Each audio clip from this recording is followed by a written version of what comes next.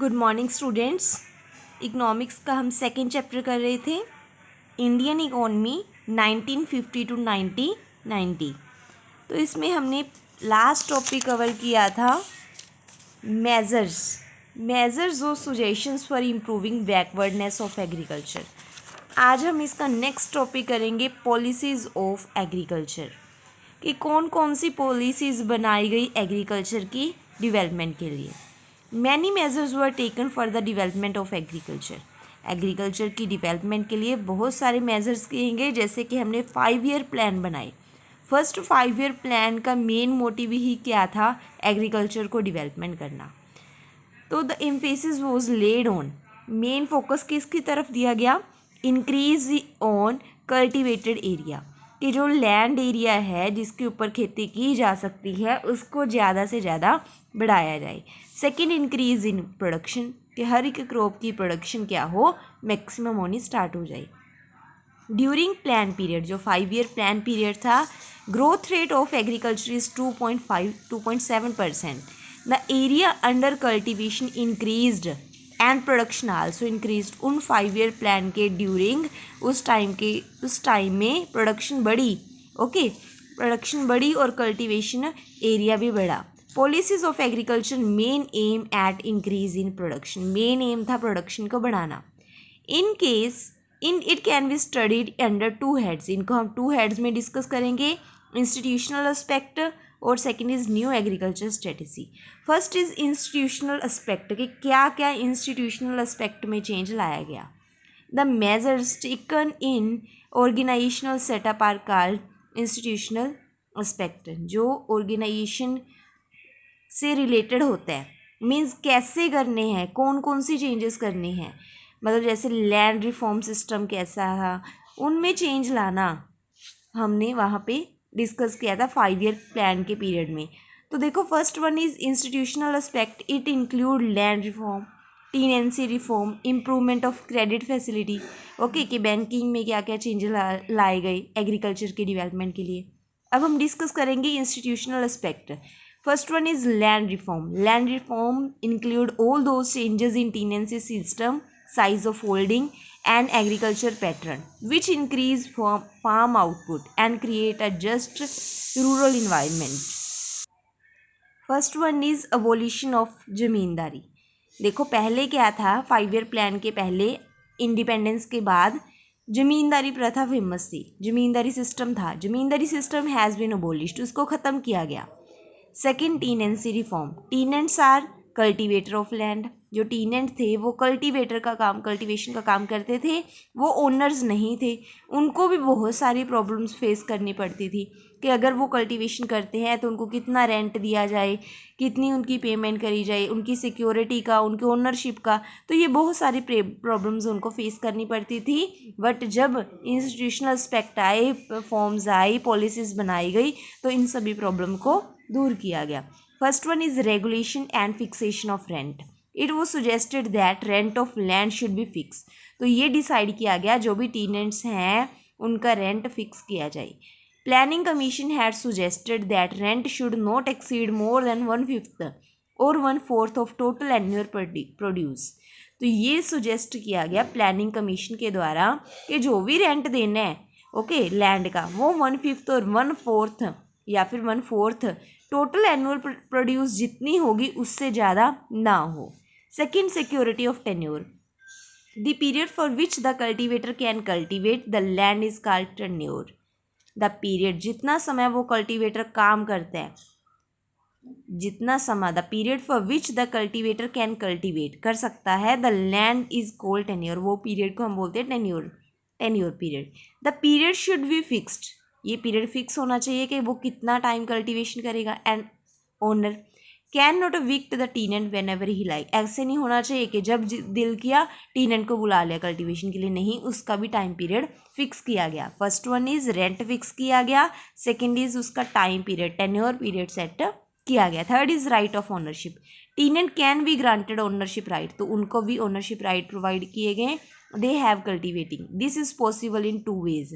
One, the tenant pay the price of land to owner in easy installments. अगर टीनेंट owner को टीनेंट owner को पैसा दे दे installments में, तो वो ओनर बन सकता है टीनेंट।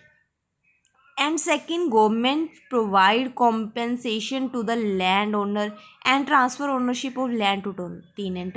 गवर्नमेंट चाहे तो ओनर की जो ओनरशिप है वो टीनेंट को ट्रांसफ़र कर दे और उनको कंपेंसेशन जो ओनर है उसको दे दे। गवर्नमेंट ओनरशिप दे दे, सॉरी गवर्नमेंट दे दे उसको, लैंड ओनर को कंपेंसेशन, और जो ओनर है वो अपनी ज़मीन किसको दे दे, टीनेंट को, तो तब पॉसिबल हो सकता है। Next is third point, ceiling and land holding. Ceiling means to take away the excess land from the owners who have beyond a certain fix limit. Ceiling का मतलब है अगर किसी के पास ज़्यादा ज़मीन है तो उसको उसकी लिमिट से ज़्यादा प्रोवाइड ना करना। टेक अवे, उससे उसका हिस्सा ले लेना। Land from the owner who had beyond the certain limit. मान लो एक पर्सन के पास जितनी ज़मीन होनी चाहिए, अगर उससे ज़्यादा उसके पास है तो वो उसको टेक अवे कर लेना, उस लिमिट से ज़्यादा वाले पार्ट को। The excess land should be distributed among landless farmer. जो ज़मीन उसके पास ज़्यादा है, जितनी ज़्यादा है लिमिट से, वो ज़मीन लेके जिनके पास बिल्कुल नहीं है उनको दे देना, उनको डिस्ट्रीब्यूट कर देना। Fourth one is distribution of land. The surplus land means जो एक्स्ट्रा लैंड है should be distributed among landless. जिनके पास ज़मीन नहीं है, काम नहीं है, उनको वो ज़मीन प्रोवाइड की जाना। Consideration of holding. The land holding in India are not only small, land बहुत कम ही नहीं है, बट आल्सो फ्रेगमेंटेड। फ्रेगमेंटेड का मतलब होता है एक पार्ट ज़मीन का एक ओनर के पास यहाँ पड़ा है तो दूसरा बहुत ज़्यादा दूर है उसकी ज़मीन, तो वो बिखरी हुई है, छोटी भी है, ज़्यादा ज़मीन नहीं है सभी किसानों के पास, और जितनी है वो भी बहुत दूर दूर है। Fragmented means subdivided and located here and there. कोई ज़मीन का टुकड़ा इधर पड़ा है, कोई उधर पड़ा है। So unit of cultivation small, इसीलिए इतनी ज़्यादा कल्टीवेशन अच्छी नहीं हो पा रही। मतलब उन कंसोलिडेट किया जाना चाहिए, गवर्नमेंट को चाहिए कि उनके लिए उनकी कंसोलिडेशन की जाए। Next is improvement in agriculture market. जो मतलब स्टोरिंग है, ग्रेडिंग है, ट्रांसफरिंग है, उनको अच्छे बेटर अपॉर्चुनिटीज़ प्रोवाइड की जाए फार्मर्स को, कि वो अपनी फसल को अच्छे से ट्रांसफ़र कर पाएँ, उनकी ग्रेडिंग हो पाए, स्टोरिंग हो पाए, सही प्राइस फार्मर्स को मिल सके। ओके, ये है sixth point. Next is seventh, credit facilities. कि जो फार्मर्स वर्क कर रहे हैं अगर उनके पास क्रेडिट की प्रॉब्लम है तो उनको वो प्रोवाइड की जाए, डिफरेंट टाइप्स के बैंक ओपन किए जाएँ ताकि उनको क्रेडिट की कोई भी प्रॉब्लम फेस ना करनी पड़े। To extend credit facilities to farmer at low rate of interest, उनको कम रेट में इंटरेस्ट प्रोवाइड किया जाए। Eighth is national agriculture insurance scheme. Government के द्वारा डिफरेंट स्कीम्स भी होनी चाहिए। फार्म इनकम इंश्योरेंस स्कीम, तो ये डिफरेंट स्कीम्स है, आपने रीड करनी है। ये अमाउंट दी हुई है कितना स्कीम उनको प्रोवाइड होनी चाहिए, कितने के लिए, किस टाइप के लिए कितनी ज़मीन। ओके, तो अब हमने रीड किए थे रजय इंस्टीट्यूशनल एस्पेक्ट, कि कैसे हम, कौन सी पॉलिसी बनाई गई जिनसे एग्रीकल्चर को प्रमोट किया जाए। तो first one is land reform, land में चेंजेस किया जाए। सेकंड हमने रीड किया लैंड सिस्टम के बाद टीनेंसी रिफॉर्म्स पढ़े। थर्ड है ceiling of land holding. Ceiling of land holding means जिसके पास ज़्यादा है वो दूसरों को डिस्ट्रीब्यूट की जाए। लैंड ऑफ डिस्ट्रीब्यूशन सही होनी चाहिए। होल्डिंग को कंसोलिडेट मीन्स ज्वाइन किया जाए, जिसकी ज़मीन इधर उधर पड़ी है। एग्रीकल्चर मार्केट में इम्प्रूवमेंट की जाए, फार्मर्स को क्रेडिट फैसिलिटीज़ प्रोवाइड किए जाए और इंश्योरेंस की फैसिलिटीज़ प्रोवाइड किए जाए। Next is new agriculture strategy. The strategy includes development of agriculture land, mechanization, manure and HYV seeds. भी इन सभी में एग्रीकल्चर में जो जो चीज़ें यूज़ होती हैं उन सभी को इम्प्रूव किया जाए, मशीनरी को भी, मैन्योर को भी, लैंड को भी, सीड्स को भी। Okay, first one is development of agriculture land, कि हमें एग्रीकल्चर लैंड में डेवलपमेंट करनी चाहिए। Special efforts were done during 5 year plan develop agriculture land. देखो हमने पहले ही पढ़ा है, जो भी प्लान्स बने थे उस टाइम एग्रीकल्चर की प्रमोशन के लिए बहुत बड़े स्टेप्स उठाए गए। Second, plant protection, the process of protecting the plants again diseases, उससे बचाने के लिए, डिसीजेज से, इन्वेजन ऑफ पेस्ट, कीड़े मकोड़ों से, इंसेक्ट से, उसको बोलते हैं प्लांट प्रोटेक्शन। तो ज़्यादा स्टेप उठाए गए न्यू एग्रीकल्चर पॉलिसी में प्लांट्स की प्रोटेक्शन के लिए।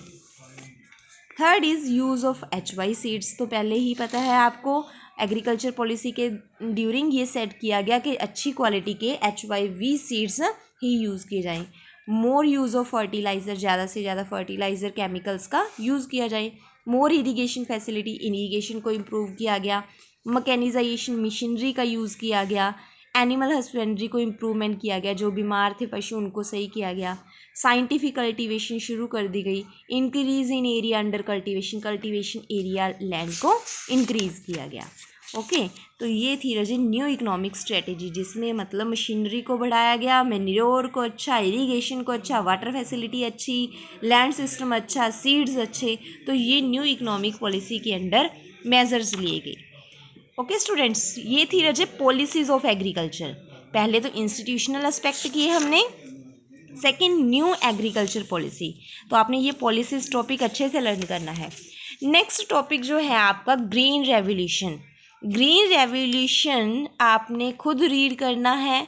अगर इस टॉपिक में कोई भी डाउट हुआ तो आपने बताना है, तो हम जूम मीटिंग में डिस्कस करेंगे। Okay students, 8th green revolution point खुद करना है। कोई भी डाउट हुआ तो आपने मेरे को मैसेज करना है या कॉल कर देनी है। Okay, thank you students.